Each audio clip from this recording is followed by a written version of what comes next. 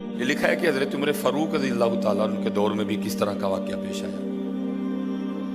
ایک نوجوان تھا، حسین و جمیل تھا، اللہ نے حسن عطا کر رکھا تھا بڑا۔ اس نے جب بھی نماز پڑھنے کے لیے آنا نا تو راستے میں ایک عورت تھی، اس کی نظر پڑتی، اور یہ کہا گیا ہے کہ جو نظر ہے یہ شیطان کے تیروں میں سے ایک تیر ہے۔ اسی لیے تو حضرت جی نظریں جھکا کے چلنے کا حکم دیا گیا ہے، کیونکہ جو نظر ہے یہ شیطان کے تیروں میں سے ایک تیر ہے حضرت جی۔ پڑھ تو یہ ایک دفعہ جاتی ہے لیکن کتنی دنوں تک حضرت اس نظر کا جو اثر ہے وہ دل سے نہیں جاتا۔ اپنی نظریں بڑی سنبھالو، اپنی نظریں بڑی سنبھالو۔ اس کی تو نظریں پاک تھیں لیکن راستے میں ایک عورت تھی، اس کی پاک نہیں تھی۔ اس نے آتے جاتے جاتے آتے آتے جاتے اس کو دیکھنا، شیطان نے اپنا کام کرنا شروع کر دیا۔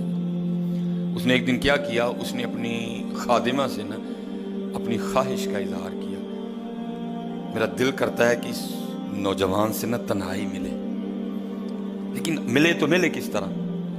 وہ جو خادمہ تھی ذرا پکی عمر کی تھی، اس نے کہا یہ تو کوئی مشکل کام نہیں ہے، آج ہی رات کو بات بنا دیتی۔ وہ جب عشاء پڑھ کے وہ نوجوان مسجد سے نکلا نا، وہ خادمہ راستے میں کھڑی ہو گئی۔ اس کو روک لیا، اس کو 2-3 احادیث سنائی، 2-3 آیات مبارکہ سنائی کسی کے کام آنے کے حوالے سے۔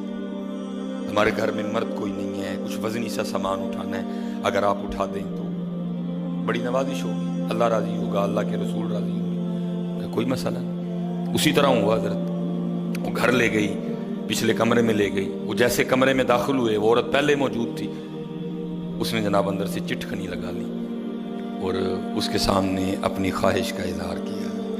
جیسے میں نے کہا نا بڑا مشکل موقع ہوتا ہے، لیکن وہ نوجوان ہماری طرح کا نوجوان نہیں تھا، وہ قرآن والا نوجوان تھا، اس کا تعلق قرآن سے مضبوط تھا۔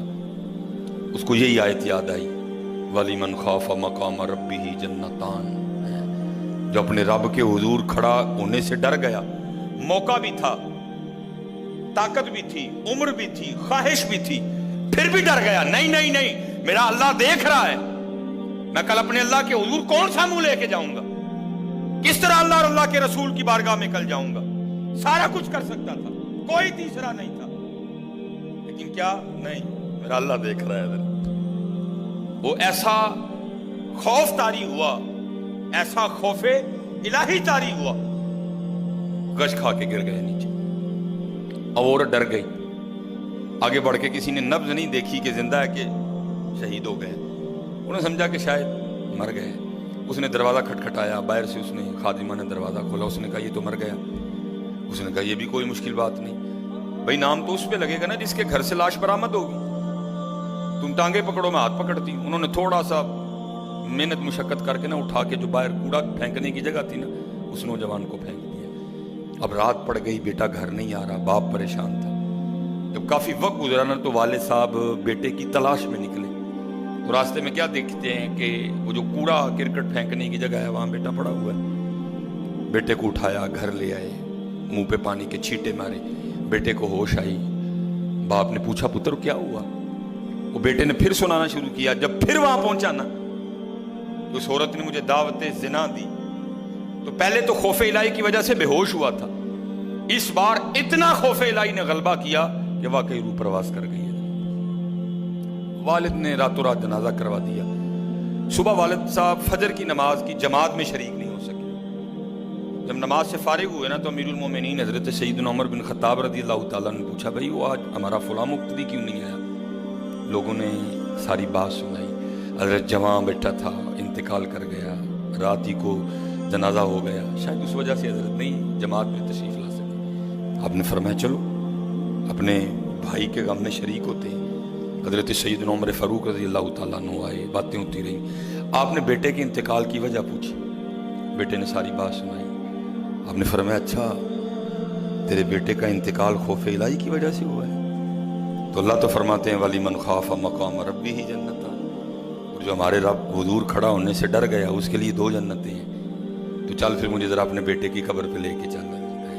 ہائے، لکھا ہے حضرت عمر فاروق اب اس کے بیٹے کی قبر پہ تشریف لے، اس کی قبر پہ کھڑے ہو کے اس نوجوان کو باہر سے مخاطب کر کے فرماتے ہیں، اللہ فرماتے ہیں وَلِمَنْ خَافَ مَقَامَ رَبِّهِ جَنَّتَانِ، اور جو اپنے رب کے حضور کھڑا ہونے سے ڈر گیا اس کے لیے 2 جنتیں ہیں۔ اے نوجوان اب آگے تو بتا اللہ نے تجھے 2 جنتیں دیں کہ نہیں دیں؟ تو لکھا ہے قبر سے جواب آتا ہے امیر المومنین رب سچا، رب کا رسول سچا، رب کا قرآن سچا، میں جیسے ہی قبر میں آؤں اللہ نے مجھے 2 جنتیں عطا کر دی ہیں۔ بچو اس سے بچو، اس دور کا سب سے بڑا فتنہ ہے، اس سے بچو، اور خود نہیں بچا جاتا، اپنے اللہ کے حضور بار بار گڑ گڑاؤ یا اللہ سانو بچا لے۔ اور پھنسایا حضرت ہمیں انہوں نے اس طرح ہے، ہمارے معاشرے کو انہوں نے اس طرح کا بنا دیا ہے کہ یہاں زنا بالکل بری چیز نہیں سمجھی جا رہی، لوگ فخر سے بتاتے ہیں، اور یہ قرب قیامت کی نشانی ہے، لوگ گناہ کر کے فخریہ بتایا کریں۔ آج کا نوجوان فخریہ بتاتا ہے، میری اتنی گرل فرینڈز ہیں، آج کا نوجوان فخر سے بتاتا ہے، یہ قرب قیامت ہے، یہ نشانی ہے قیامت کی۔ لوگ گناہ کر کے ڈریں گے نہیں بلکہ فخریہ بتایا کریں گے، ہاں جی میں یہ گناہ کر رہا ہوں اور اتنی جگہ کر رہا ہوں میں یہ گناہ، لیکن کیا ہوگا، نیکی مشکل ہو جائے۔ آج حضرت جی آپ دوسرا نکاح کر لیں، اللہ سنت ہے، قرآن میں اللہ خود کہہ رہے ہیں فَإِن تَابَ لَكُم مِّنَ النِّسَاءِ مَثْنَىٰ وَثُلَاثَ وَرُبَاعَ، پہلے کی تو اللہ نے بات ہی نہیں کی، بات ہی دوسرے سے شروع ہو رہی، مِّنَ النِّسَاءِ مَثْنَىٰ وَثُلَاثَ وَرُبَاعَ، پہلے کی بات ہی نہیں ہوئی، بات ہی دوسرے سے شروع ہو رہی ہے۔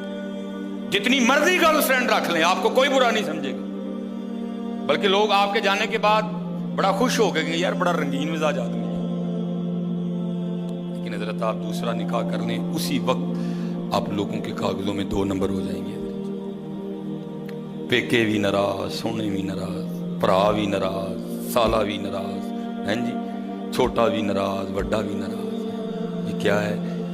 یہ قرب قیامت ہے۔ گناہ اچھا ہو گیا، گناہ آسان ہو گیا، نیکی بری سمجھی جانے لگی، نیکی مشکل ہو گئی، اس لیے بچو دے۔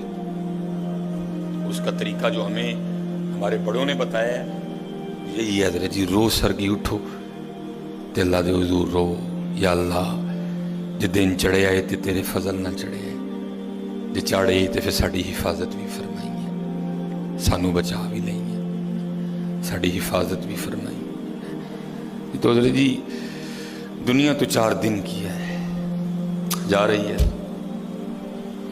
کالے وال مسافر ہوئے، چٹیاں ڈیرے لائے، کالے وال مسافر ہوئے، چٹیاں ڈیرے لائے، ویکھ محمد بخشا موت سے نہیں آئے۔ اور حضرت جی اللہ سب کو اپنی حفاظت میں رکھے۔ اگر کوئی اس گناہ میں پھنسا ہوا ہے، اگر کوئی اس گناہ میں پھنسا ہوا ہے تو میں کہوں گا کہ توبہ کر لیں سارے حضرت، کیونکہ حضرت یہ وہ گناہ ہیں کر تو ہم رہے ہیں لیکن اس کی سزا ہماری نسلوں کو بھگتنی پڑنی ہے، کیونکہ امام شافعی رحمۃ اللہ تعالی علیہ فرماتے ہیں زنا وہ قرض ہے جو لے تو رہا ہے لیکن چکائے گی تیری اولاد۔ زنا وہ قرض ہے جو لے تو رہا ہے لیکن چکائے گی تیری اولاد۔ اس لیے حضرت جی اپنی اولاد کے لیے، اپنی بیٹی